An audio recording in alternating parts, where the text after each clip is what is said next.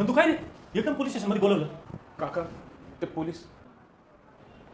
साहेब नमस्कार. अहो नंदूला चांगलं ओळखतो मी. नंदू काही चुकीचं काम करणार नाही.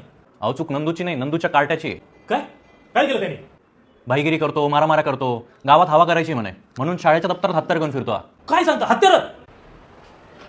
अरे परवापर्यंत तू आमच्या वावरात हागायला यायचा आणि मला पहिला अर्धवट सोडून पळायचा आणि आता हत्यार? कसं ना काका, आपल्याशी वाकडं त्याच्या डायरेक्ट नदीवर लाकडं. अरे माकडा आधी नीट उभा आहे. याच असं काय करतो? तुला वाकडा करेल मी? काका आपल्या नादी नाही लागायचं, नाहीतर समजणे वाले को इशारा कॉफी लावा ताकद. अरे एवढी गरमी आहे तुमच्या अंगात ना, तर सैन्यामध्ये भरती व्हा, देशासाठी लढा. इथं काय फालतूगिरी करताय? अरे तुम्ही गुन्हेगारीकडे वळता, पण तुमच्या आई बाबाची काय अवस्था होती याचा कधी विचार केला का तुम्ही? अहो याच्यावर गुन्हा दाखल केला तर त्याचं आयुष्य बर्बाद होईल, पण नंदूने तुमचं नाव सांगितलं म्हणून तुम्हाला बोलून घेतलं. करू का याच्यावर कारवाई? साहेब कारवाई करायची असेल ना तर या नंदूवर पण करा. का बरं? त्याने काय केलं? दुर्लक्ष. त्याच्या पोराच्या जडणघडणीवर दुर्लक्ष केलं ते. वेळीच त्याचं दप्तर तपासलं असतं, त्याच्यातून थोबाडी दिली असता, आपला पोरगा कोणामध्ये राहतोय, काय करतोय, शाळेत जाऊन काय करतोय, त्याच्या दप्तरात काय, मोबाईल मध्ये काय पाहतोय, कोणाच्या संगतीत राहतोय, याच्यावर जर वेळीच लक्ष दिलं असतं ना आजकालच्या पालकांनी, तर महाराष्ट्रातली अर्धी गुन्हेगारी कमी झाली असती. अहो तुम्ही टेन्शन नका घेऊ बाप्पा, आपले भाई ना सगळं बघून घेतील. बाई तो बघ तुझा बाई.